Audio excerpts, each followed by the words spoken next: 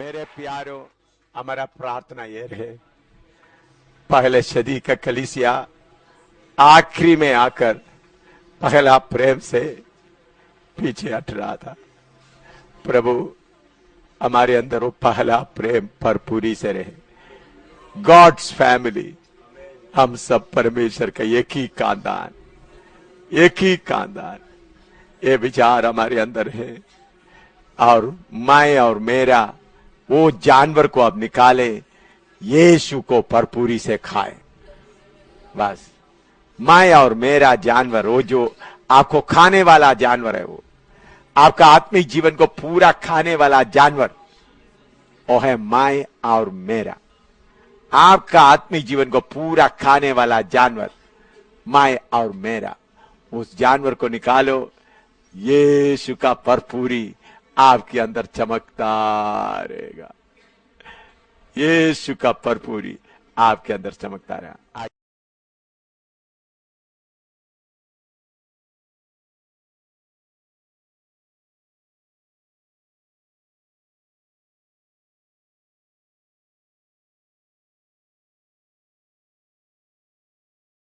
दूसरे कलीसिया के बारे में सीखेंगे। प्रकाशित वाक्य 2 का 8 से 11 तक पढ़िएगा। प्रकाशित वाक्य 2 का 8 से 11 तक पढ़िए।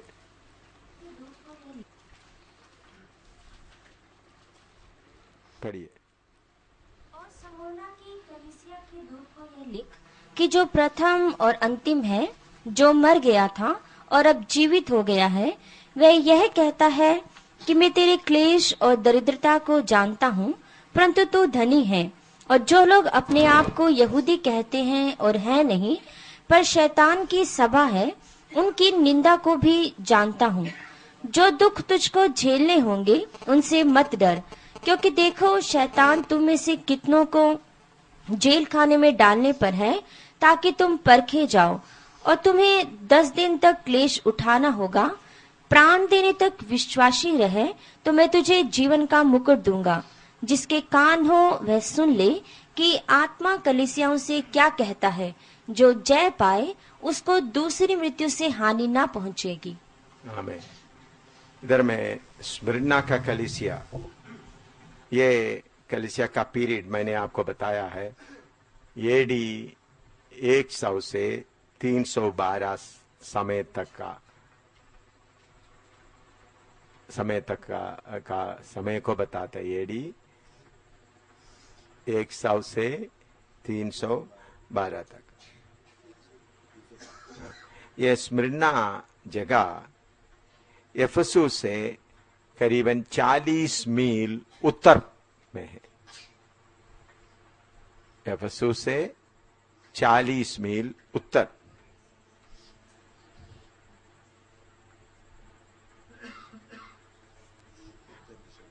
दिशा में 40 मील। और ये मिलीस नदी जो एजियन सी में पड़ते हैं, उनके मुंह पर जो मिलीस नदी, मेलीस MELESE, मेलीस नदी जो एजियन सी में, एजियन समुद्र में जो गिरते हैं, उसके मुंह पर, जैसा हावड़ा या कलकत्ता गंगा नदी अरेबियन समुद्र में गिरता है, उधर में कौन सा शहर है? कलकत्ता या हावड़ा कलकत्ता। इसी मुताबिक ये स्मिर्ना भी मिलीस नदी के उस एजियन समुद्र में गिरने का उस जगह में रहते थे।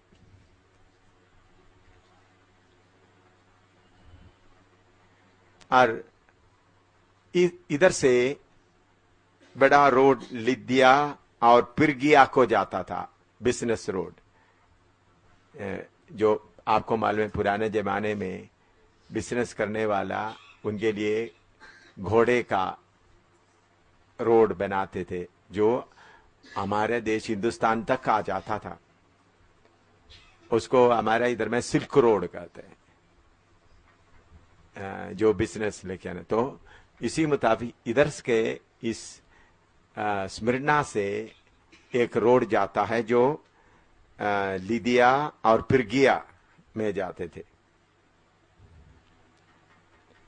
और लिदिया और पिरगिया से जाकर हेरमोस वाली, वाली के लिए वादी बोलता है ना, वादी, हाँ, हेरमस, HERMUS, हेरमस वाली,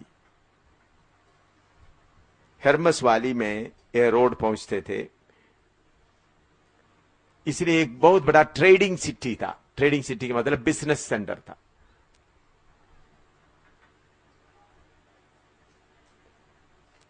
और इधर का जो हार्बर, हार्बर के लिए हिंदी में क्या बोलते हैं, जो समुद्री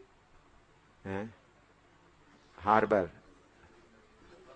बंदरगाह, हाँ, इधर का बंदरगाह बहुत अच्छा बंदरगाह, क्योंकि तूफान वगैरह नहीं आते थे, इसलिए बहुत समुद्री जगह से इधर आते थे।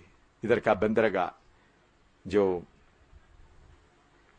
स्मिरना का बंदरगाह, जैसा हांगकांग में अच्छा बंदरगाह है, बॉम्बे में अच्छा बंदरगाह है, कोच्चि में अच्छा बंदरगाह है, इसी बताओ इधर का बंदरगाह भी बहुत अच्छा था, क्योंकि इतना कुछ जगह में बंदरगाह होते उधर में बहुत तूफान वगैरह आते तो मुश्किल हो जाता है, ऐसा जगह में था।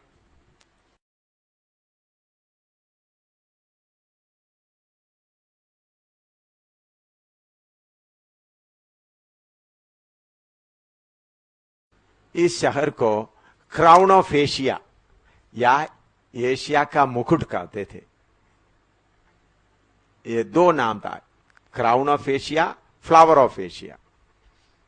Crown of Asia, crown, Asia का मुकुट, और फ्लावर ऑफ एशिया, एशिया का फूल।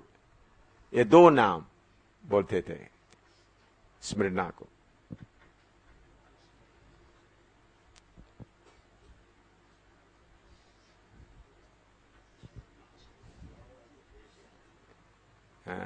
क्राउन ऑफ एशिया या फ्लावर ऑफ एशिया।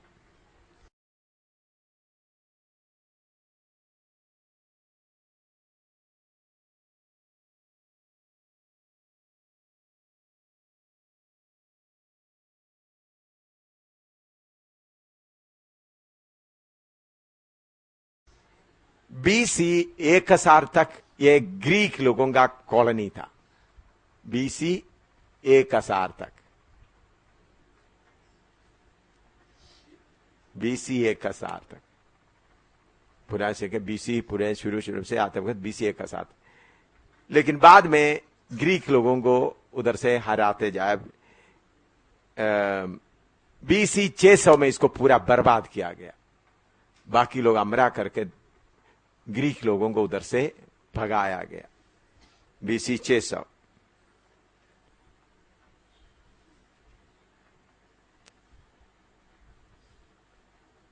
फिर भी BC 290 में, BC 290 में लेइसी मैग्नम, लेइसी, LEISE, LEISE, लेइसी मैग्नम, MAGUNM,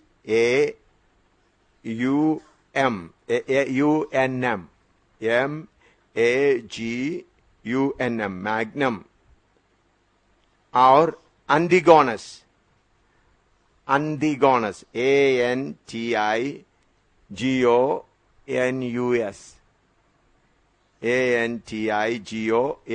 अंटिगोनस। ये दोनों मिलकर ये शहर को दोबारा बनाया। देखो, पहले BC 1000 तक ये पूरा ग्रीक लोगों का कब्जे में कॉलोनी था। फिर उसके बाद BC 600 में पूरा बर्बाद हो गया। फिर BC 290 में लेइसी, मैग्नम एंड एंटिगोनस मिलकर इसको दोबारा बनाया। AD 177 में एक बड़ा भूजाल से यह पूरा बर्बाद हो गया। फिर AD 177 AD 177 में एक भूजाल आया भूजाल से पूरा बर्बाद हो गया।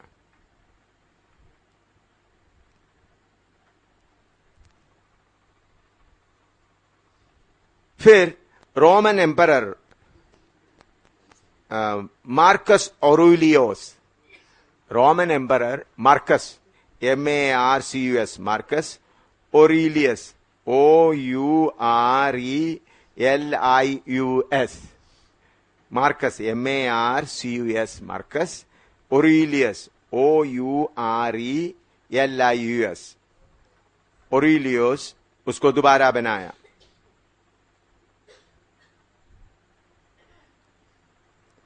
इधर में बहुत मंदिर थे, देवी देवताओं के मंदिर थे। आपने रोमन एम्पर मार्कस ऑरेलियस, अच्छा आपने शायद सुना हो तो बहुत हिस्टोरियन और बड़ा मानो होमर पुराना, ये होमर का जन्म स्थान था। Homer, birth place of Homer. ये सम्राटों को पूजा करने का आराधना इधर शुरू हुआ। राजाओं को, सम्राट को, emperor worship started here. Emperor सम्राटों को आराधना करना, सम्राट जो एम्परर है, शहंशाह है, उनका फोटो रखकर आराधना करने का इधर में आरंभ हुआ। रोम के साथ ये बहुत नजदीक रिश्ता रखता था।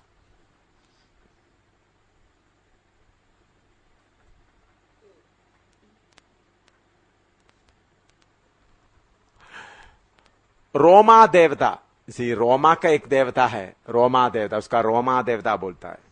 तो रोमा देवता का पहला मंदिर इधर में बनाया था। रोमा देवता, the deity of Roma, Roma देवता का पहला मंदिर इधर बनाया था।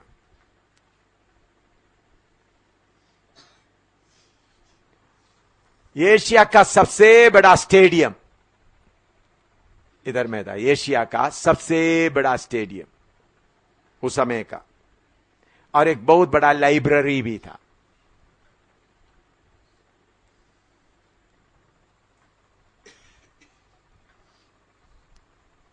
और बहुत बड़ा स्टेडियम और लाइब्रेरी भी था। और पैसा के भाई में बहुत काफी अमीर था, रिच था, फिनेंशियली वेरी रिच, बहुत ही अमीर था, फिनेंशियली वेरी रिच, क्योंकि बिजनेस, शिपिंग बिजनेस के कारण।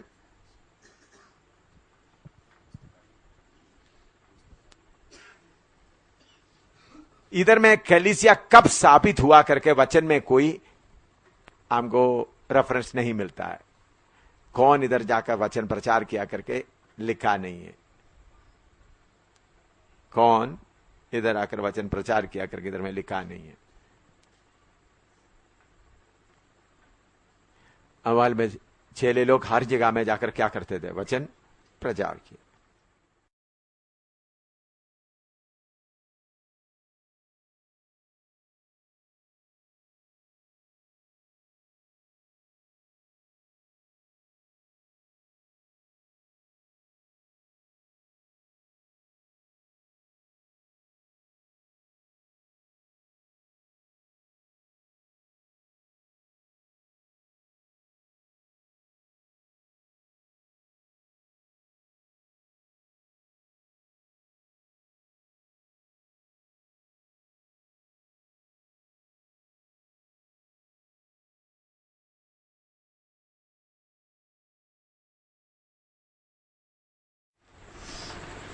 अभी इसके लिए जो मैसेज बोलता पढ़िए, 2:8 प्रकाशित वाक्य 2:8 पढ़िएगा।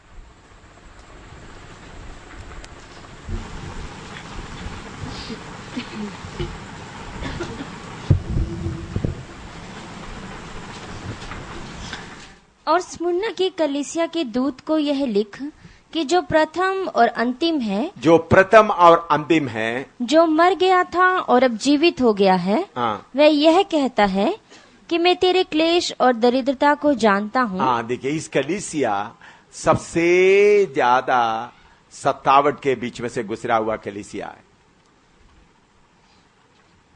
हाँ, मैंने बोला है ये मैं बताया इनका पीरियड जो एडी 100 से लेकर जो 312 समय तक क्या था, बहुत सतावट होता था। तो इधर में लिखा है इनके लिए मैसेज क्या है, मैं प्रथम और अंतिम, मरा था भी जिंदा, एक तसली देने वाला वचन दे रहा है।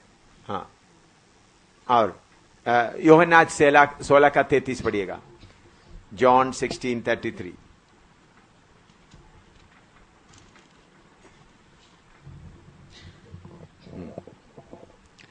मैंने ये बातें तुमसे इसलिए कही है हाँ। कि तुम्हें मुझ में शांति मिले। तुझे मुझ में शांति मिले। हाँ, संसार में तुम्हें क्लेश होता है, संसार में तुम्हें क्लेश होता है, परंतु ढांढस बांधो, मैंने संसार को जीत लिया है। ढाढ़स बांधो, मैंने संसार को जीत लिया। हालेलुया।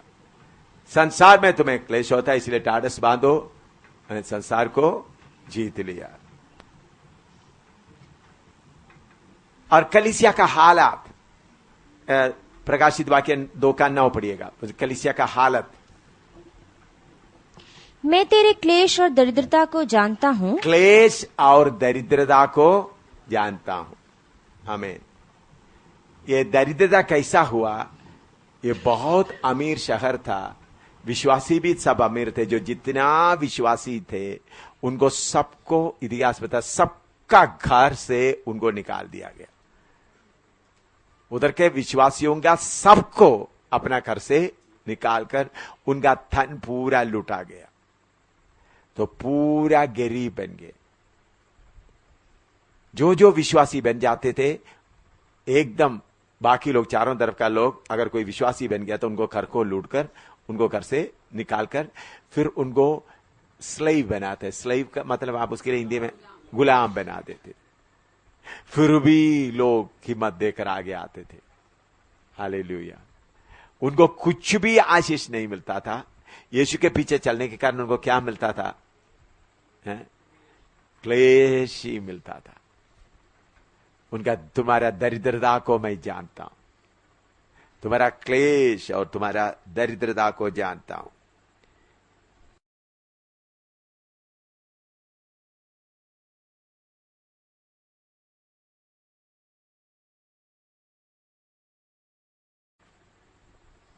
हाँ, और नीचे, हाँ, परंतु तू धनी है। हाँ, धनी है। प्रभु क्या बोलते हैं? तुम विश्वास में धनी है। दरिद्र है लेकिन बाहर की लोनिया के सामने तू दरिद्र है, लेकिन प्रभु के सामने तू धनी है। हाँ, और जो लोग अपने आप को यहूदी कहते हैं और है नहीं, पर शैतान की सभा है, उनकी निंदा को भी जानता हूँ। हाँ, उधर में यहूदी लोगों का सिनगोग होते थे। सिनगोग का मतलब यहूदी लोगों का प्रार्थना करने का जगह, यहूदी लोगों का सिनगोग। लेकिन उधर उन लोग उस सिनगोग में बैठकर मसीह लोगों को तंग करने का और पैसा का धन इकट्ठा करने का बातें करते, इसलिए उस प्रभु उसको बोलते हैं शैतान का सिनगोग। ये इस्राएल लोगों को एक ही मंदिर होता था, वो यरूशलेम में होते थे, और बाकी जगह में इनका सिनगोग, जो प्रार्थना करने के लिए या वचन, जो व्यवस्था का वचन आपस में बताने के लिए रबी लोगों को इकट्ठा करते थे। उस जगह का नाम क्या था? हम प्रार्थना भवन बोलते हैं, उन लोग उसके लिए क्या बोलते हैं? सिनगोग। हिंदी में क्या है? नहीं, उधर सिनगोग नहीं लिखा है। क्या लिखा? दोबारा पढ़ो। पर शैतान की सभा है। पढ़ो, पढ़ो। मैं तेरे क्लेश और दरिद्रता को जानता हूँ, परंतु तू धनी है। और जो लोग अपने आप को यहूदी कहते हैं और है नहीं, पर शैतान की सभा है, उनकी निंदा को भी जानता हूँ। हाँ, शैतान का सभा, वो सिनगोग के बारे में बताता है। सिनगोग लिख दीजिए। हमारे इंडिया में भी है इस्राएली लोगों का प्रार्थना करने का जगह, उसको सिनगोग। गिरजाघर नहीं कहता है, मंदिर नहीं कहते हैं, उसको क्या बोलते हैं? सिनगोग। SYNNGOGUE, SYNNAGOGUE, सिनगोग।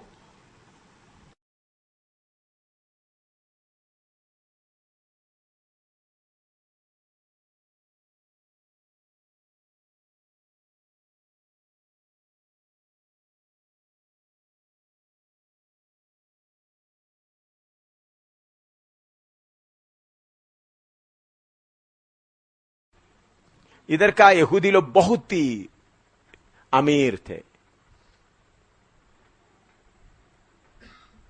और उन लोग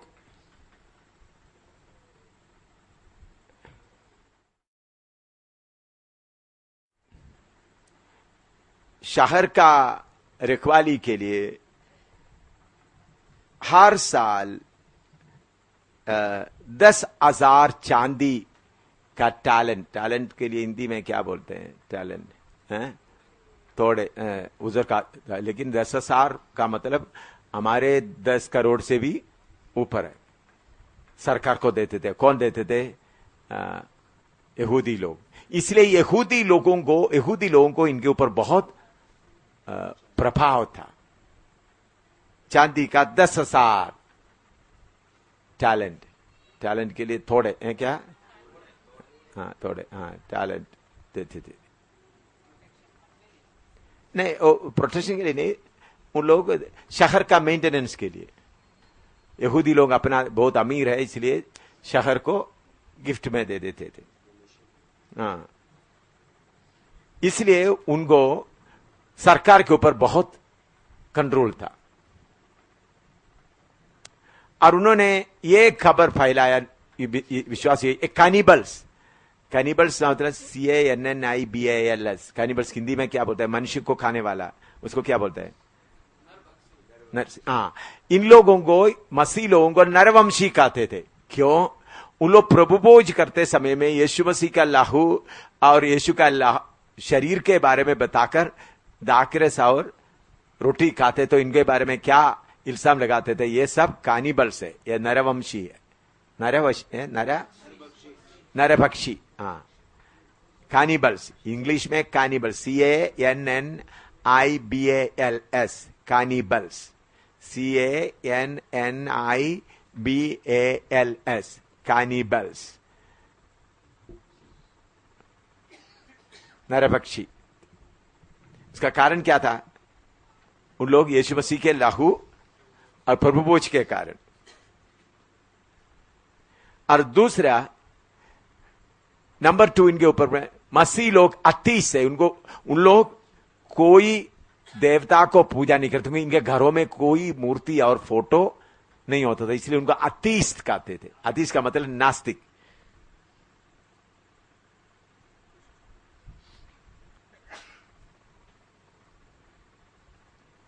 तीसरा, सम्राट का पूजा ना करने के कारण इन लोग देशद्रोही करके कहते थे। इनको सम्राट का पूजा ना करते थे, इसलिए क्या बोलते थे? देशद्रोही।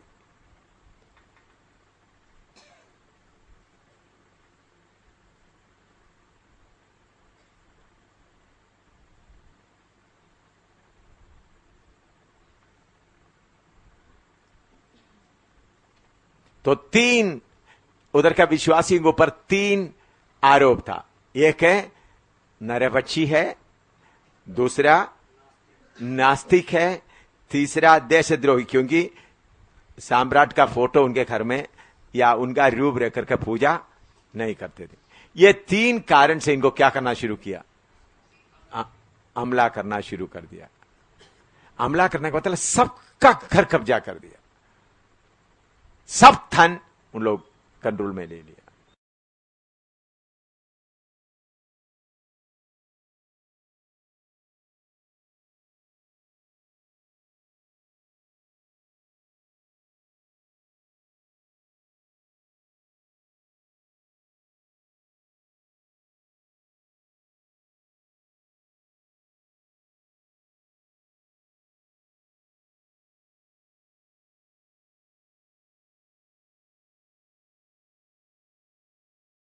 अभी ये घटना होने के कितने साल पहले ही यूहन्ना इसके बारे में बताया।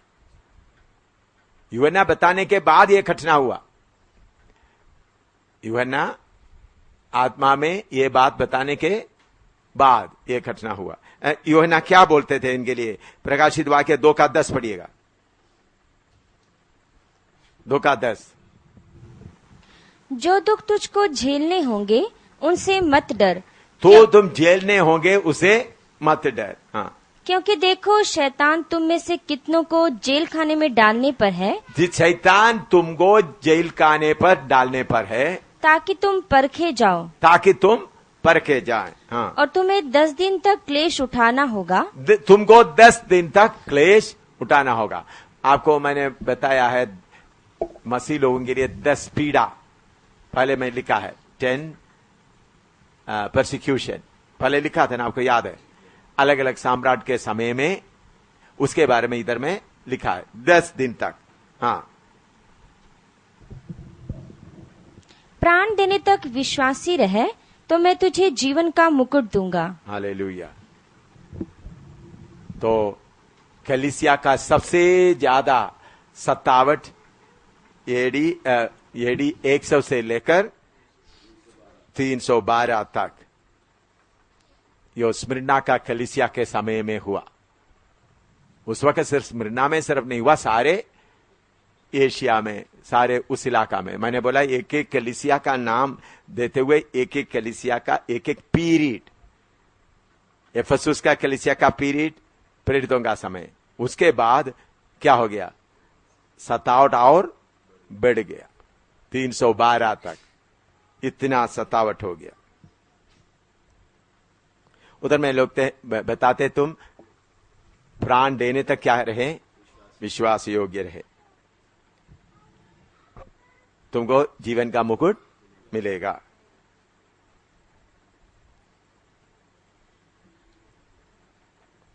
पहला कोरिन्थी 9 का 25 पढ़िएगा।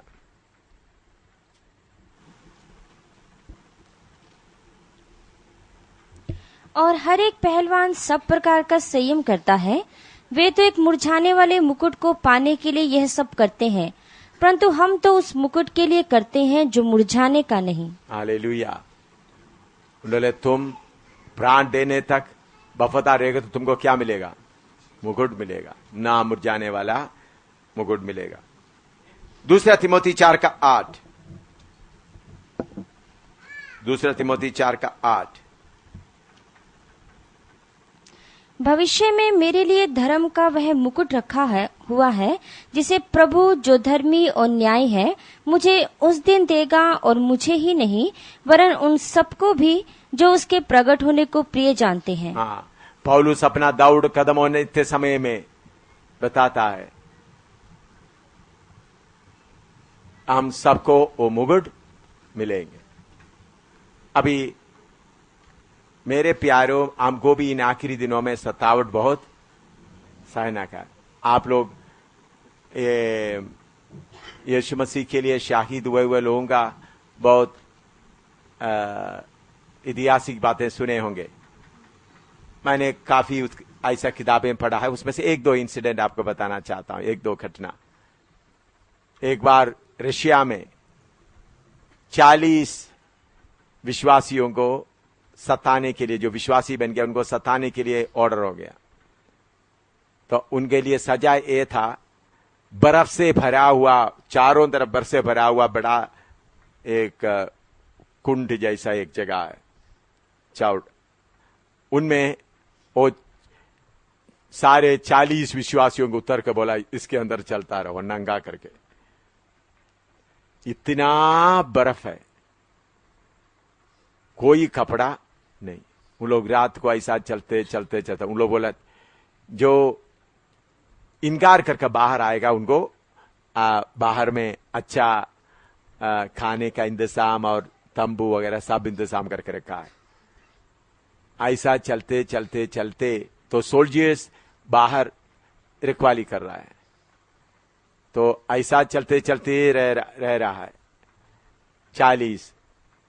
तो 12:01 बजने के बीच में एक भाई सहने के लिए मुश्किल हो गया, वो बाहर आ गया, वो तंबू के अंदर आके आराम कर रहा था। बाकी तो 3 बजे वो सिपाही देख रहा है 40 मुकुट चल रहा है। कितना? 40। एक मुकुट के नीचे कोई नहीं है। ये एकदम वो सिपाही अपना कपड़े उतार कर, मैं भी यीशु के पीछे जाता हूं करके, वो मुकुट के नीचे जाकर खड़े हो गए, वो भी चलने लगा। सुबह देखा तो 40 डेड बॉडी मिल गया। 40। एक आदमी क्या किया, उस कष्ट को सहने के लिए उनको दुख था, उन्होंने इनकार कर दिया, लेकिन फिर भी वो संख्या पूरा हो गया। सिपाहियों में से एक, आप लिखना चाहते तो लिखिएगा, ये असली हुआ घटना है। रशिया में, रूस देश में लोग अफ्रीका में गए, गोरे लोग, उधर के लोग उनको पकड़कर मार के उनका सारा मांस उबाल कर खाया। उनको पकड़कर क्या किया, बड़ा तवा में डालकर उबाल कर खाया। तो उनका शू भी उसके साथ डाल दिया था, लेकिन शू पका नहीं, इसे वो लोग शू लेकर रख दिया। बाकी सारे मांस को क्या कर दिया, खा लिया। उसके 6 साल के बाद उस मिशनरियों में से एक मिशनरी का बड़ा बेटा और बोला अपना पापा वो जाकर मर गया, हम भी जाए। उन्होंने और ग्रुप के साथ गया तो उधर जाकर सेवा करने लगा, कुछ लोग उधार पाया।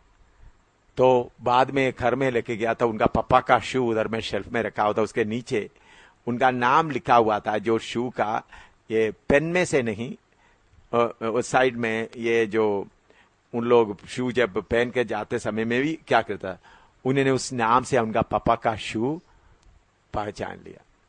शू क्यों लोग नहीं खाया, क्योंकि वो आग उबालते समय वो क्या नहीं है, पका नहीं। ये कहानी नहीं, असली हुआ घटना है। जिन्होंने उस बेटे से बात किया वो मिशनरी मेरे से बात किया, मैं इधर उधर से किताब से नहीं पढ़ा। मिशनरी वो बेटे से बात किया, वो मिशनरी सीधा मेरे से बात किया। अमेरिका से अफ्रीका में हुआ। पहले गया 5 लोगों को उन लोग उबाल कर खा गए। फिर भी उनके पीछे 6 साल के बाद फिर कौन गए, सेवा करने वाला लोग गया, उनको खत्म किया मालिक। यह है मसीह का प्रेम। मैंने बोला एक को काटे दूसरे को काट, तो यीशु मसीह के लिए अपना प्राण देता है। अभी तिब्बत में, ये लिख दिया आप, लिखो, अफ्रीका में 5 मिशनरी, उनका शू पका नहीं।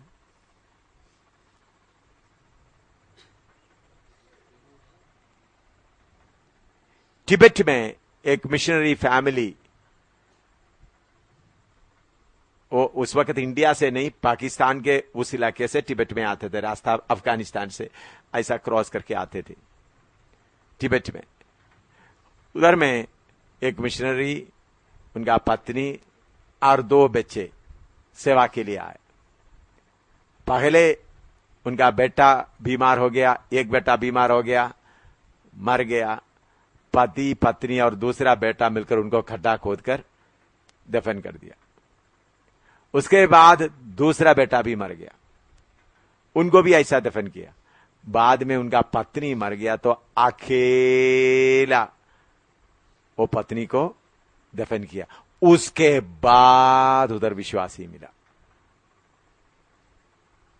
देखिए, पहला बेटा मर गया तब भी उनको दफन करने के लिए कोई भी नहीं मिला। दूसरा बेटा मर गया तब भी कोई भी नहीं मिला। उनका पत्नी मरा तो पत्नी को भी दफन करने के लिए कोई मदद के लिए नहीं था।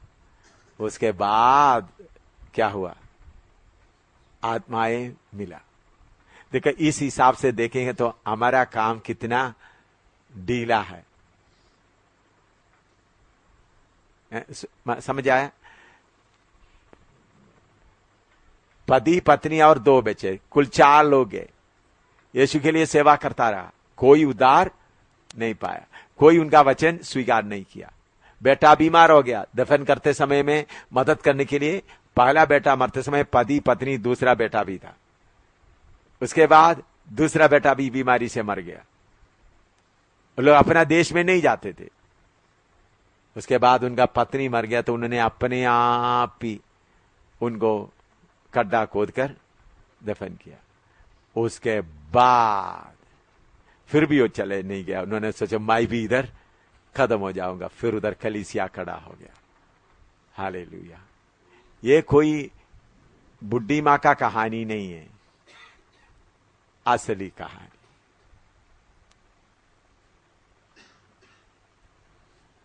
असली घटना है। नॉर्थ कोरिया में यह भी असली हुआ घटना है। नॉर्थ कोरिया में यह घटना होकर आज से करीबन 30 साल हो गए होंगे, ज्यादा देर नहीं, 30 या 32 साल हो गए होंगे। उधर में एक बहुत बड़ा ऑफिसर था, कैबिनेट रैंक का, बड़ा सेक्रेटरी का रैंक का। वो विश्वासी बन गया। उनका पति पत्नी, उनको 7 बच्चे थे, पति पत्नी और 7 बेटे, 7 बेटे थे। नॉर्थ कोरिया, उत्तर कोरिया में हुआ। ये आज से करीबन 32 साल पहले हुआ घटना है, बहुत पुरानी बात नहीं है। उन्होंने जब यीशु मसीह को कबूल, उधर नॉर्थ कोरिया, उत्तर कोरिया कम्युनिस्ट देश है, तो उन्होंने यीशु मसीह को कबूल करने के कारण उनको दफ्तर से निकाल दिया। उनका सरकारी घर ले लिया, गाड़ी ले लिया।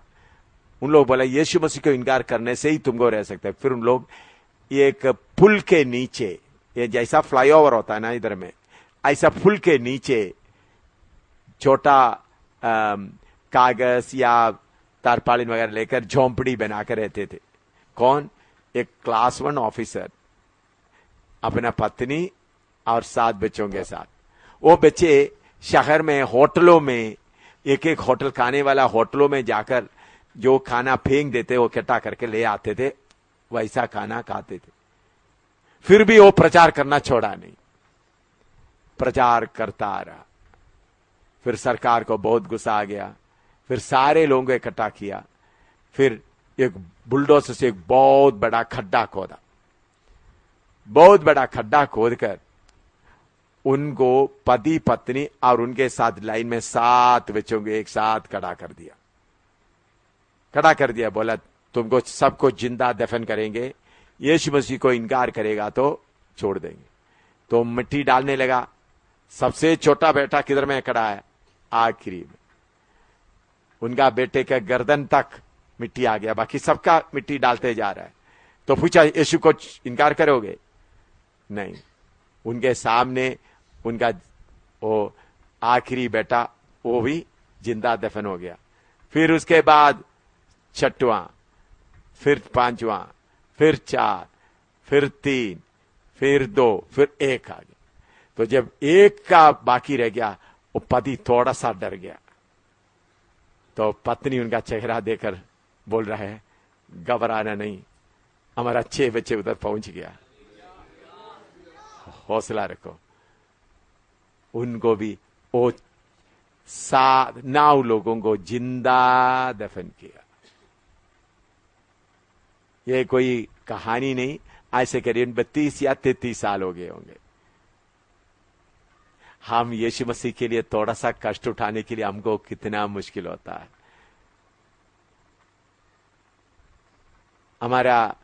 हमारा इच्छा के अनुसार खाना नहीं मिलता, हमारे इच्छा के अनुसार आराम नहीं मिलता, कपड़ा नहीं मिलता। फिर हम क्या करते हैं? शुरू करते हैं बुड़बुड़ाना शुरू करते हैं। लेकिन यीशु का मार्ग प्यार का मार्ग है, प्राण देने वाला मार्ग है।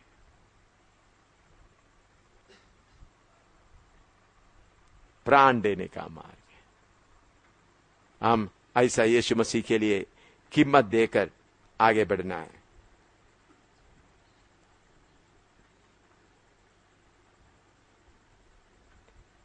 दो का 11 पढ़िएगा।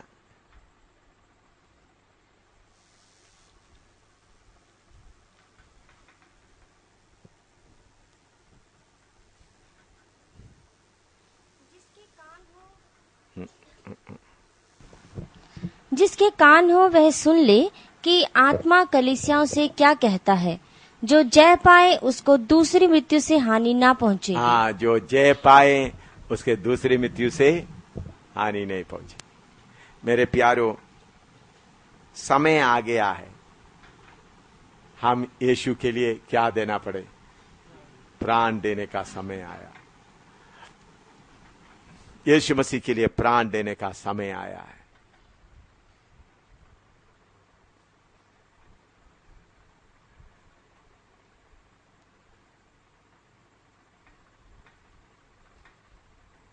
हमारे सामने अभी जो कष्ट है वो कुछ भी कष्ट नहीं, कोई भी कष्ट है ही नहीं। अभी हमको कोई कष्ट नहीं है।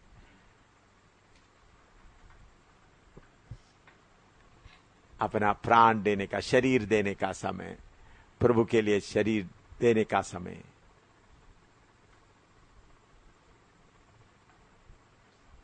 गलाती 6:17 पढ़िएगा।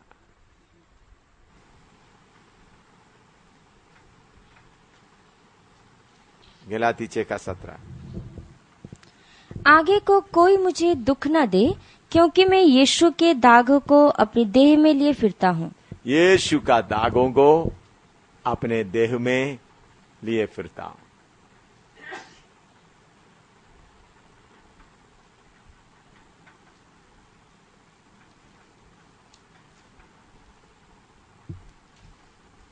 यीशु का दागों को मेरे देह में लिए फिरता हूं। पौलुस के बारे में आपको अच्छी तरह मालूम है, बहुत बार पढ़ा है, फिर भी थोड़ा सा हमको याद दिलाने के लिए 2 कोरिन्थी 11 अध्याय उसका 23 से लेकर थोड़ा पढ़िएगा। आपको बहुत बार पढ़ा है, मालूम है, फिर भी पवित्र आत्मा मुझे प्रेरणा देता है आपको याद दिलाने के लिए। मैं पागल 2 कोरिन्थी 11 का 23 से। हाँ, मैं पागल की नाई कहता हूँ, मैं उनसे बढ़कर हूँ। अधिक परिश्रम करने में, बार बार कैद होने में, अधिक परिश्रम करने में। देखिए पौलुस क्या करता था? अपने हाथ से काम भी करता था, तंबू बनाता था। अपने हाथ से क्या करता था? काम करता था, तंबू बनाता था। पौलुस बोलते ताकि मैं मेरे साथ वालों को जरूरतों को दूसरों के ऊपर बोझ ना दे। हमको उसमें क्या नहीं होना है? शर्म नहीं होना। पौलुस क्या अधिक परिश्रम करने में, सुसमाचार का प्रचार का परिश्रम है, उसके बाद तंबू बनाने का परिश्रम, दो परिश्रम। अधिक परिश्रम करने में और उसके नीचे बार बार कैद होने में। फिर क्या होता था? प्रचार करते एक जेल से उतर गया तो सुबह, मैं सोचता हूं सुबह पौलुस जेल से उतरता है, प्रचार शुरू करता है, शाम को फिर दोबारा जेल में। हमारा हिंदुस्तान में जेल में जाएगा तो खाना पानी मिल जाता है, उस जमाने में ऐसा नहीं होता। चाइना में भी जेल में जाए तो डबल काम करना पड़ता है, बार बार जेल खानों में। और कोड़े खाने में, बार बार मृत्यु के जोखिमों में। बार बार मृत्यु के जोखिमों में। 5 बार मैंने यहूदियों के हाथ से 39 कोड़े खाए। यीशु कितना बार खाया? एक बार। यीशु के पीछे चलने वाला पौलुस को कितने बार? 5 बार। हालेलुया। यीशु एक ही बार खाया, पौलुस 5 बार कोड़े खाए। और 3 बार मैंने बेंते खाई। बेंते खाए तो लोग नीचे लटाता है, फिर क्या करता है? लाठी से मारता है 3 बार, वो भी 42 मारता है। अभी उस वक्त कितना मारते हैं मालूम नहीं। 42 बेंते, कोड़े 39, 40 मारना एक काम। एक बार पत्थरवा किया गया। हालेलुया। एक बार क्या किया गया? यीशु के कारण पत्थरवा किया गया। 3 बार जहाज जिन पर मैं चढ़ा था टूट गए। एक्सीडेंट हो गया 3 बार। एक रात दिन मैंने समुद्र में काटा।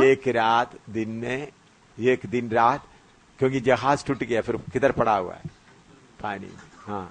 मैं बार बार यात्राओं में, नदियों के जोखिमों में, डाकुओं के जोखिमों में, अपने जाति वालों से जोखिमों में, अन्य जातियों से जोखिमों में, नगरों में के जोखिमों में, जंगल के जोखिमों में, समुद्र के जोखिमों में, झूठे भाइयों के बीच जोखिमों में, परिश्रम और कष्ट में, बार बार जागते रहने में, भूख प्यास में, बार बार उपवास करने में, जाड़े में उघाड़े रहने में, और बातों को छोड़कर जिनका वर्णन मैं नहीं करता, सब कलीसियाओं की चिंता प्रतिदिन मुझे दबाती है। आमीन। जॉन 3:16 पढ़ो। यूहन्ना 3:16।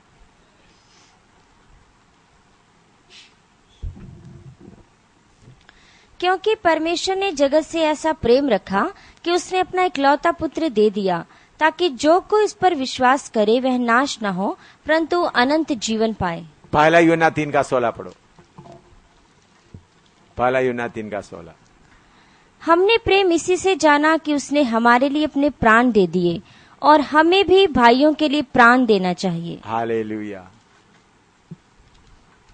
हमको भी भाइयों के लिए क्या देना चाहिए?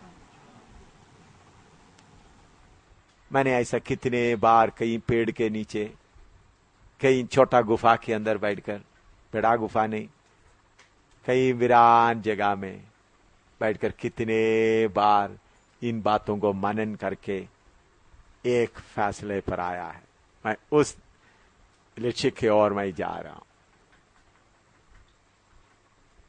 मैं बोला है प्रभु से, प्रभु मेरा खून हिंदुस्तान के मिट्टी में गिरेगा या नेपाल का मिट्टी में गिरेगा, मेरा शरीर का टुकड़ा कुत्ता खाएगा तो मैं आपको बहुत धन्यवाद करूंगा।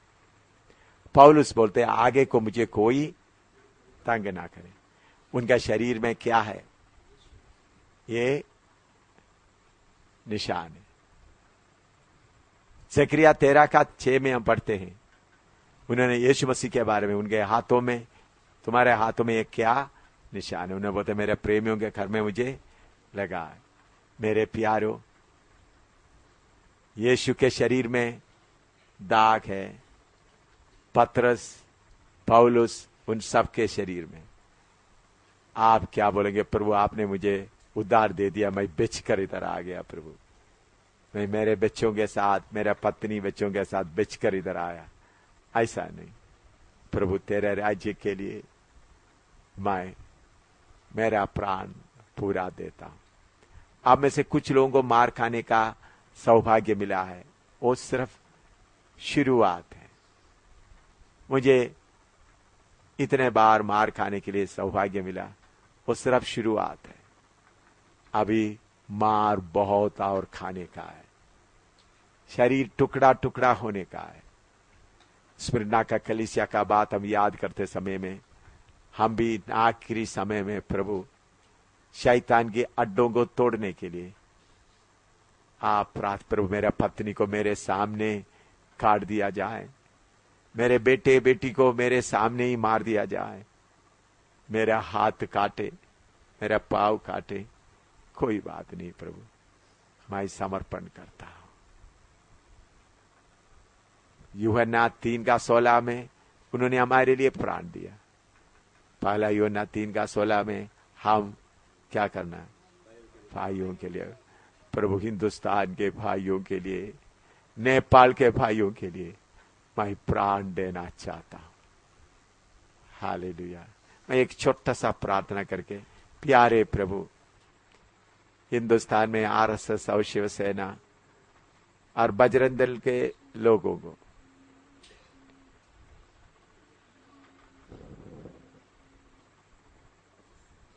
और मुसलमान लोगों को, सरदार लोगों को शैतान हमारा खून पीने के लिए तैयार कर रहा है। प्रभु हमारे लोगों के लिए खून देने का हालत में हमको बना दे प्रभु। हमारे अंदर इतना प्रेम दे, इतना प्रेम दे, ताकि हम हमारे भाइयों के लिए प्राण दे सके। हमारे अंदर इतना प्रेम दे, एक एक को इतना प्रेम दे। अभी प्रभु हम खामोशी से इधर उधर में प्रार्थना करने जा रहा है। प्रभु हमारे अंदर ये बात जल जाए, तेरे हाथ में सौंप दे, यीशु के नाम।